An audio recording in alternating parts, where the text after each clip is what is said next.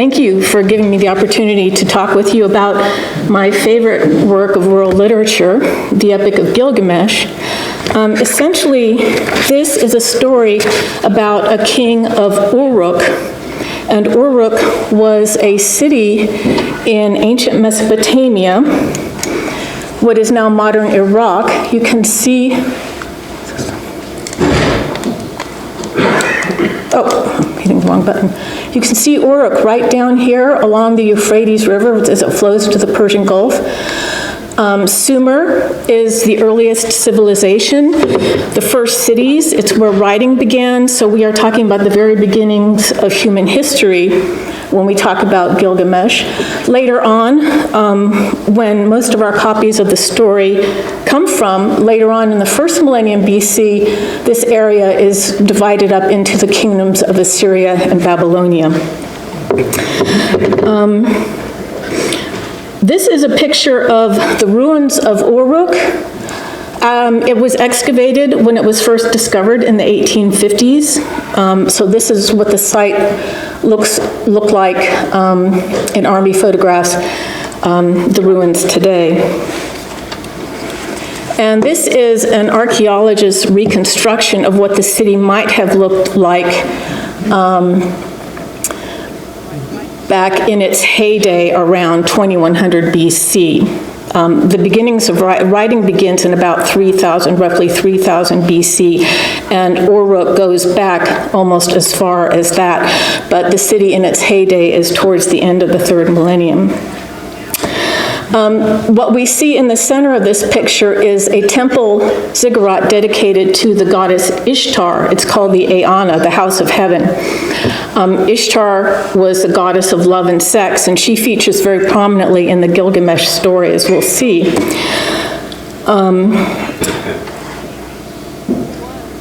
So the Epic of Gilgamesh, the story about this king, was a big deal in antiquity. It was to the cultures of the ancient Near East, of Mesopotamia, what the Iliad and the Odyssey were to Greece and Rome. And so it was a widespread story. Everybody knew the story. It was translated into numerous languages. Sumerian, of course, was spoken in Sumer. Akkadian was spoken in Babylonia and Assyria.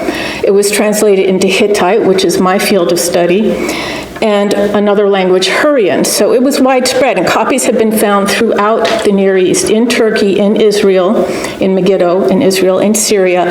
So it was a widespread story, and I mentioned cuneiform, the image on the left, your left, is the Sumerian king list, and this is inscribed in cuneiform. Cuneiform basically is a form of writing that involved clay tablets, they didn't have paper back then, and a stylus that was shaped into a triangular point at the end, and you press the stylus into the wet clay, and it makes a wedge-shaped impression, and a combination of wedges creates a sound. And this is how they express these various languages in which the Gilgamesh epic was translated. We'll see a better picture of the cuneiform coming up in a second. So there were many versions circulating of this epic. The very earliest one is a cycle of stories that were written or that were passed around in ancient Sumer itself, in the middle of the third millennium. These were not tied together as an epic. They were individual short stories, as it were, about Gilgamesh and his various activities. The standard version that is the backbone of the epic that we all study today, the standard Babylonian version, dates to about 1100 BC. So it's still a very, very early epic, but it wasn't in epic form until it was compiled. All of these different stories and all of these different versions were compiled into a standard version in Babylonian Akkadian, about 1100 BC. The epic, and we call it an epic because it qualifies on most levels, but it's only about 3,000 lines long. I mean, compared to the Iliad or the Odyssey, it's tiny. It's even shorter than Beowulf. But it is a story about superhuman gods, superhuman men doing heroic acts. So it qualifies on every level as an epic. The story begins on the walls of Gilgamesh's city, Uruk, and this is how the epic begins. There was a man who saw the deep, the bedrock of the land, who knew the ways and learned all things. Gilgamesh saw the deep, the bedrock of the land. He knew the ways and learned all things. He sought out rulers everywhere and came to grasp all wisdom in the world. He discovered a secret, revealed a hidden matter, and brought home a story from before the flood. He came back from far roads, exhausted but at peace, as he set down all his trials on a slab of stone.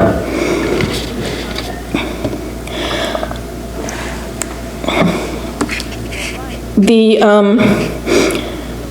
relief on your right is an image of Gilgamesh that was found. It's a stele that's 18 feet high, and it was found in the royal palace of one of the Assyrian kings. It dates to the late 8th century BCE, so the 700s BC.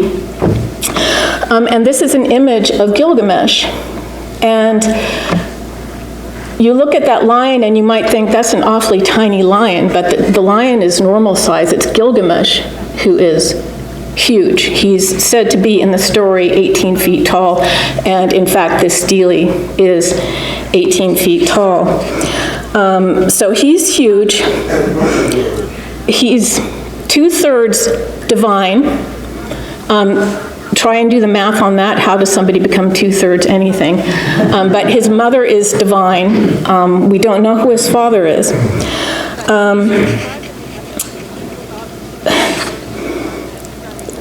But he is described in the epic. He grew up to be superb in charm, as stunning as any mortal can be. So he's this beautiful, enormous giant of a man who ruled Uruk.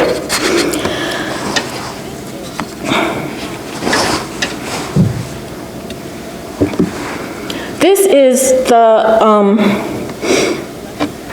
sorry, I need to, okay, the Sumerian king list on the left again is just that. It's a list of kings who ruled in antiquity. And it includes Gilgamesh in this list. It includes kings who ruled before the flood and kings who ruled after the flood, and the closer in time you go, the shorter the reigns are. The reigns are impossibly long before the flood and so on. So he's included in this list, which raises the question, was he a historical figure? Did he live? Maybe. We don't have corroborating evidence from the period that he would have reigned, which would have probably been somewhere around 2700 BC. So we can't be sure. He's mentioned in literature around 2100 BC for the very first time. So we don't know if he actually lived, but it is possible. Now the epic is written on 12 clay tablets, written in cuneiform. They are large tablets, 6 columns of text.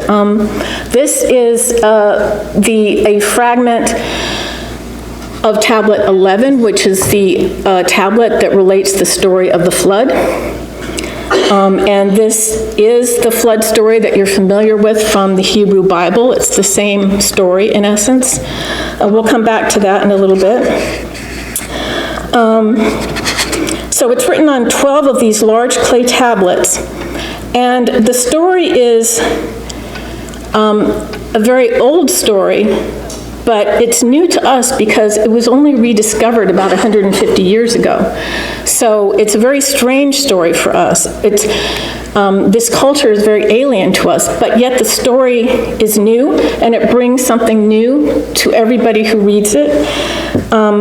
But we don't have the continuity of tradition that we have with the Iliad or the Odyssey, for example, or Beowulf. So when we read it, it's very alien, very different, but also very exciting and very compelling. So the plot summary is this. Gilgamesh is a very bad king. He's bigger and better than everybody else, and he's running around oppressing his people in Uruk. He's not a good king. He's not a good shepherd. This part of the text focuses particularly on his right of first night, where he is taking advantage. No newly married girl is safe from him. So all the people in the city are praying up to the gods, please do something about this. So the gods get together and decide, well, we're going to create a wild man who can be his counterpart, who can be his companion, and who can kind of bring him down a few notches. So they create somebody named Enkidu, who lives out with the animals outside the city, happily. But in order for Enkidu to become civilized, so that he can then enter the city, the people send him a priestess of Ishtar. Usually the term is translated prostitute. That's a conundrum we won't get into. But so this woman is instructed to sleep with Enkidu, to show him her wares, and through sex to civilize him so that he will then be suitable for going into the city and meeting the king. So she does her job. For what we thought was a week-long marathon of sex with Enkidu that is described in great detail in the epic. Recently, in 2018, a tiny fragment was discovered, just a couple of lines of cuneiform text that fits right into this narrative, and we now know that this one-week marathon was actually a 2-week marathon of sex. So it took 2 weeks to civilize Enkidu. So finally he's ready. He goes into the city and faces Gilgamesh. And the two of them, both supernatural beings essentially, get into a fight. Technically Gilgamesh wins this fight, but afterwards they become best friends. And now they are inseparable. And so they decide to go on a number of adventures together. And one of these adventures is to go into the cedar forest. The forest of cedar, you may have heard of the cedars of Lebanon. These were a real thing. They go into this forest, which is protected by this monster Humbaba. He is the guardian of the forest. And Gilgamesh and Enkidu are intent on killing him, which they succeed in doing. And here is the slide showing images in art were actually made depicting these scenes of Enkidu and Gilgamesh killing Humbaba. And you can see this figure down my bottom left here is what Humbaba, supposedly the head of Humbaba. So they're killing him, they succeed in killing him, and he is pleading for his life during this. He is a monstrous character, but at the same time he's sympathetic because all he's doing is protecting the forest. And he's killed for that, even though he begs and pleads and calls out to his mother. So once they've killed Humbaba, they then cut down all the trees.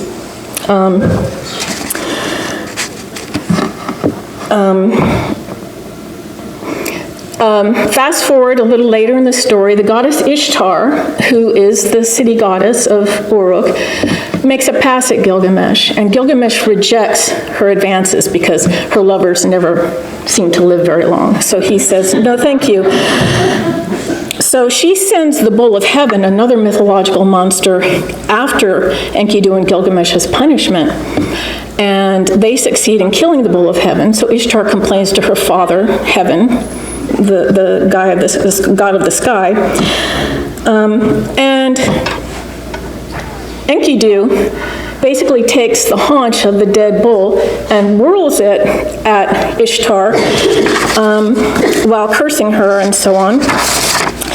And his punishment for this, the gods get together again and decide that Enkidu has to die. But he doesn't die a heroic death at all. They give him a lingering, horrible illness. So it's a very undignified death. And Gilgamesh, through all of this, is mourning. He's desperate to keep Enkidu alive, but he can't. Enkidu dies. Gilgamesh goes into such grieving that he himself becomes a wild man. He no longer bathes, he no longer cuts his hair. He degenerates into what Enkidu had began as, in a sense. And this is the starting point of the second half of the epic, where Gilgamesh goes on a quest to find immortality, because death is just not something he wanted to have to go through. So he travels beyond the known world. He travels outside of the city and encounters wondrous things. And remember, most people living then didn't know what was much beyond the city. He eventually arrives in the realm of Utnapishtim. And his wife, Utnapishtim, was living with his wife there. And Utnapishtim, and this is tablet 11, which shares the story of the flood. Utnapishtim shares this story with Gilgamesh, tells him about how the gods decided that man was too noisy and that they must kill them all. But Utnapishtim was saved when one of the gods clued him in that this was about to happen, so he knew to build a boat and escape. This is the climax of the story. So Utnapishtim, explains you can't have eternal life, you're immortal. But they say, if you really want immortality, all you have to do, here, we'll give you a chance. All you have to do is stay awake for 6 days and 7 nights. And Gilgamesh immediately falls asleep and fails this test. Right? And then they say, well, gosh, you are kind of pathetic. Let's try one more time. If you swim down to the bottom of the underground waters, there is a plant of life. If you can go grab that plant, it will give you life. So Gilgamesh, being superhuman, manages to go get the plant, but then on his journey home, while he's washing up, a snake pops out of the water and grabs a plant from him and takes it. So he is foiled again, and is his last opportunity to find eternal life. So he has failed. He's not only an imperfect hero, but he is a hero who fails in his quest. So that is, there's a lot more to the story than that, but that's the plot in general. There are a lot of themes that resonate here with us today, as they did in antiquity. Love and friendship, love between men, loss and grief. I wasn't able to go into the women in the story, but the women throughout the story, his mother, people he encounters on the way, Utnapishtim's wife, are all the ones who advance the action. They're all the ones who give him knowledge to move forward with. His own self-knowledge, his own self-realization, ultimately in the end. Also, the distinction between urban culture, civilization, and everything that's outside of it. When he's traveling outside the world, he passes through the forest of the gods, where all the trees, instead of leaves, they have gemstones, precious stones as leaves. So it's a beautiful place outside of civilization.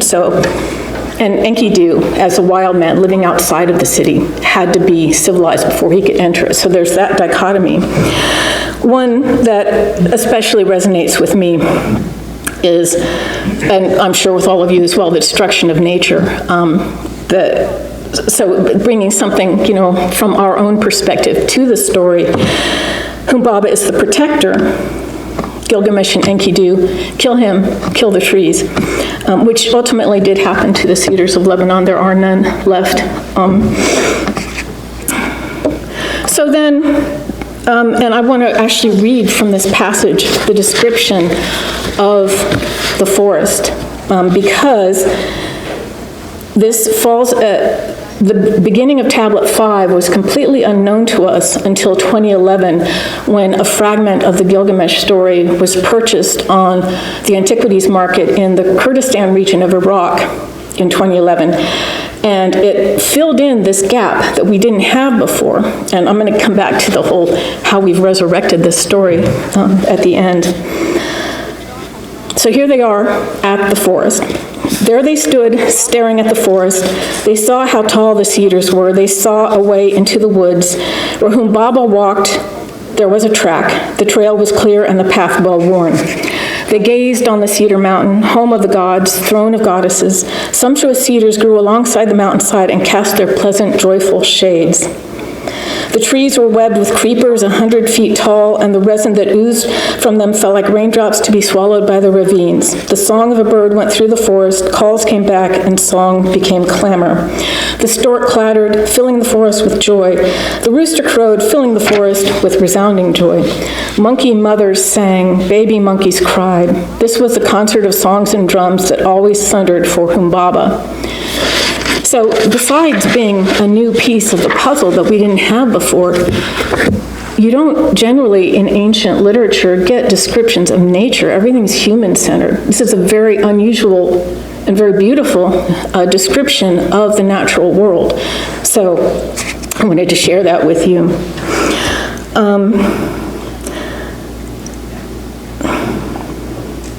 But the most vivid thing in the epic is the theme of death. That's the one you can't escape, as it were. And here, as Gilgamesh is about to escape, or not escape Utnapishtim, but leave Utnapishtim to go back home, Utnapishtim's parting words of wisdom are this: "Why, Gilgamesh, do you always chase grief? You, fashioned from the flesh of gods and men, made to be like your mother and father. You never rest, and what do you get for it? You have exhausted yourself with ceaseless toil. You have filled your sinews with pain and hastened the day of your death. Humans, your lines snap like reeds, the beautiful youth, the beautiful girl abducted by death in their prime. No one sees death. No one sees the face of death. No one hears the voice of death, but it is savage death that snaps mankind." So his words of wisdom to Gilgamesh are, suck it up, you're gonna die. He put it rather nicely, though. Now, the story ends where it began, on the walls of Uruk. Gilgamesh has finally gotten home, having been defeated at every turn, having failed. And he's speaking now, and he's speaking to the boatman who brought him home. He says, "Climb the wall of Uruk. Walk its length, survey the foundation, study the brickwork. There, is it not made of oven-baked bricks? Did the 7 sages not lay its cornerstone?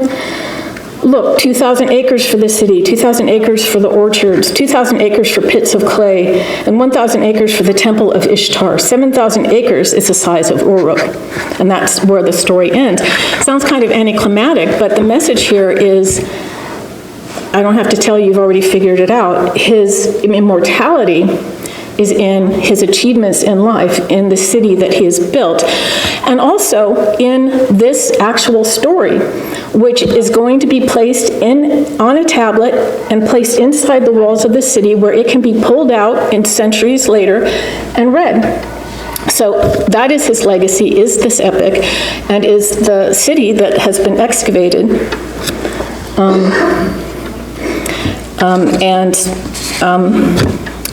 has enlightened us today about life back in Gilgamesh's time and the time subsequent to him.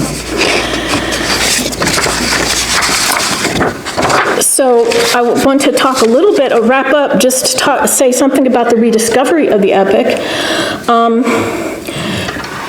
The 19th century, modern era, was an era of archaeological discovery where Westerners were going to the Middle East and finding amazing things. This is following Napoleon's discovery of the Rosetta Stone and his time in Egypt.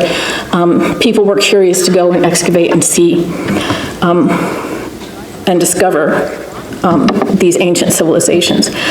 So in the 1850s, the library of Ashurbanipal was excavated in Nineveh. This is, again, in Iraq, and this is in the middle of the 7th century that Ashurbanipal was king. And so you all have heard of the Library of Ashurbanipal, I'm sure. It was excavated by Austin Henry Layard, and among the thousands of tablets they found were copies of the Epic of Gilgamesh. But we didn't know this until 1872, when George Smith, working at the British Museum, discovered the Akkadian account of the flood story. And the anecdote is that he started running around the room, ripping his clothes off. He was so excited that he had discovered this Akkadian epic.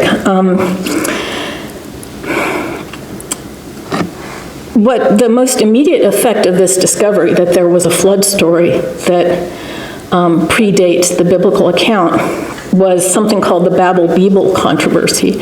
And this erupted at the beginning of the 20th century when Friedrich Delitzsch gave a series of lectures talking about the primacy of the ancient Near East over the Hebrew Bible. And unfortunately, this was all couched in deeply anti-Semitic terms, that the Hebrew Bible was derivative and so on. I won't go into the whole century of how the fields evolved ultimately, but they are the same story. Lebanon, Israel are all part of the ancient Near Eastern cuneiform cultures. So the biblical story is, and we have actually two versions of the story of the flood from Mesopotamia, and it was circulating. So the Hebrew Bible version is simply another attestation of this story in a different context.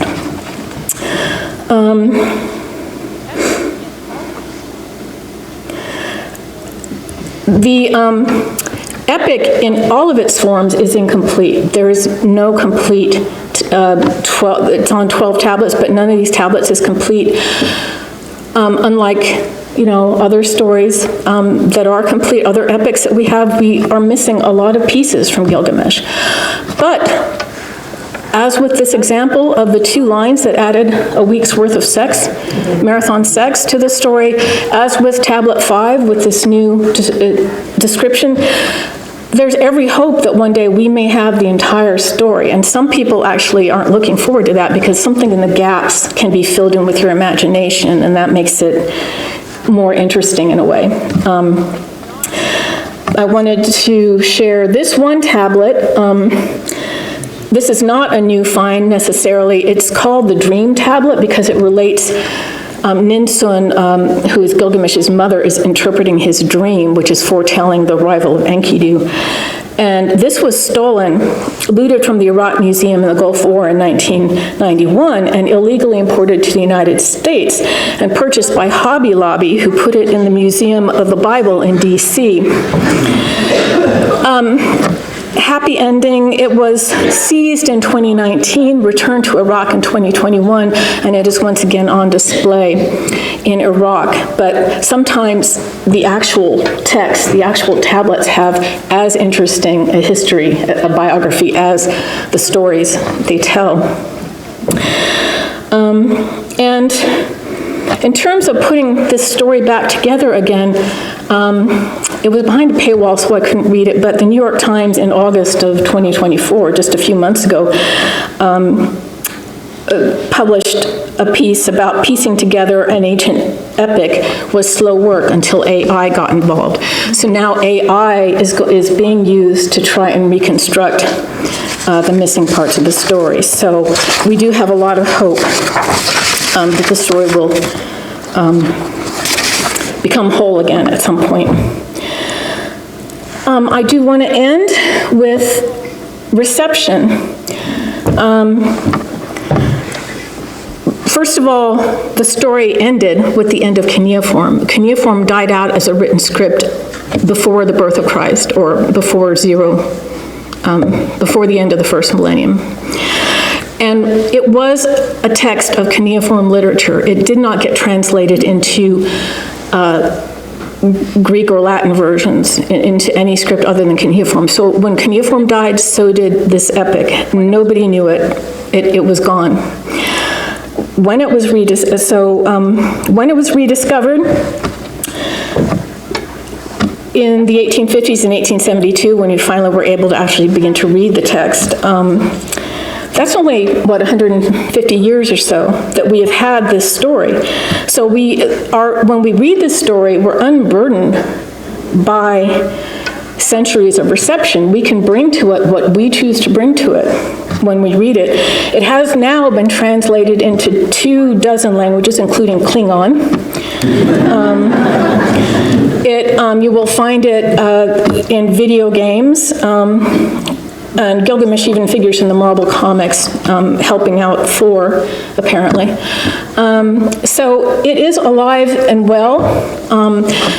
one of the very first stage productions of Gilgamesh already happened in the 1880s, shortly after the translation came to light, or the translation was made possible. And you can find performances and movies, and Gilgamesh pops up everywhere. And for anybody who's interested in looking further into this, Gilgamesh Among Us talks about this. It limits itself to Western culture reception of Gilgamesh, but it's an excellent book for anybody wanting to follow up. And then, of course, I recommend Sophus Hell's new translation, which includes all of the fragments known up until 2 years ago, just called Gilgamesh. Thank you.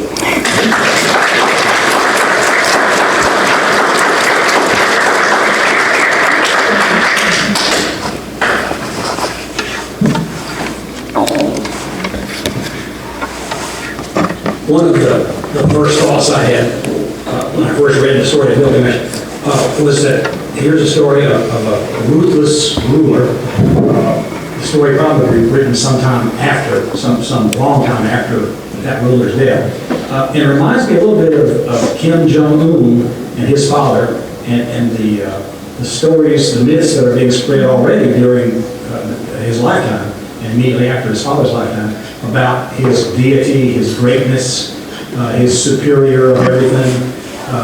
Does that bring parallel to you? Yeah, it's early days to say if that sticks for the North Korean example, but clearly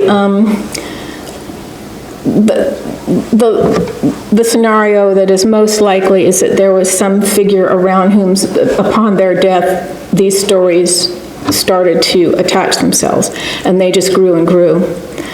You know, I think of King Arthur too, who we obviously don't know if he was a historical figure, but the stories take on a life of their own. But yeah.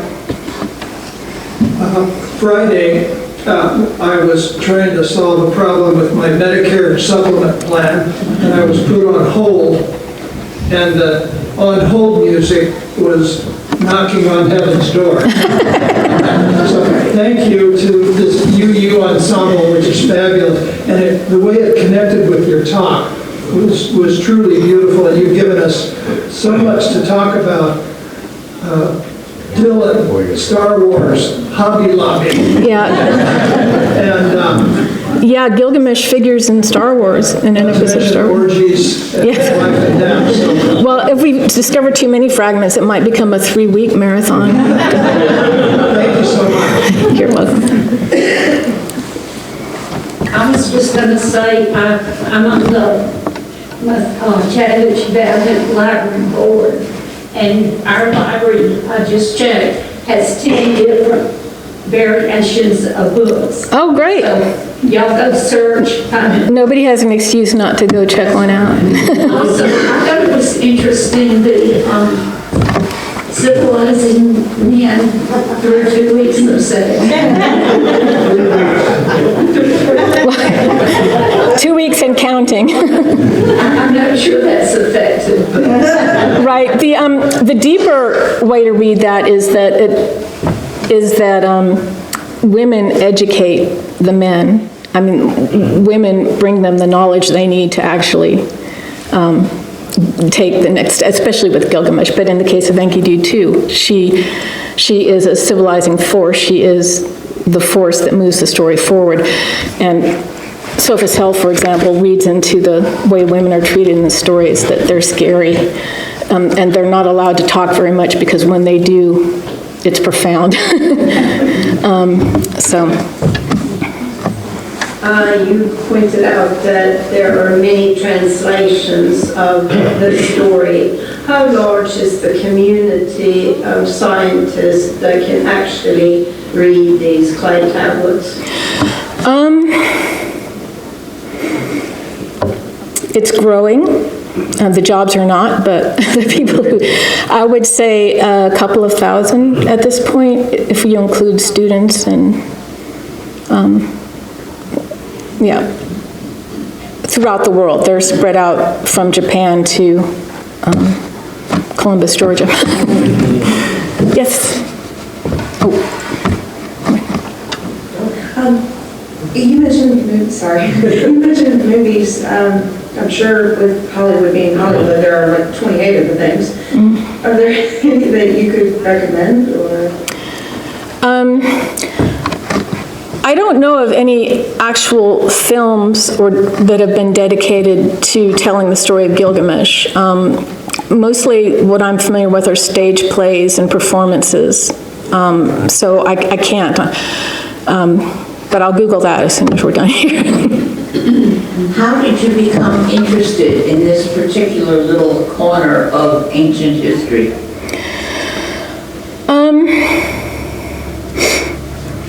I was interested in languages to begin with, and started studying Latin and then Greek in college. And I encountered the Hittites for the first time. I started taking things ancient because I was just interested in antiquity. I encountered the Hittites in an Egyptian history course, and I thought, wow, these people are pretty obscure and very cool. And I thought, I'm going to see if it's possible to study that in graduate school, and it turned out it was. But it was kind of a gradation from languages to ancient civilizations.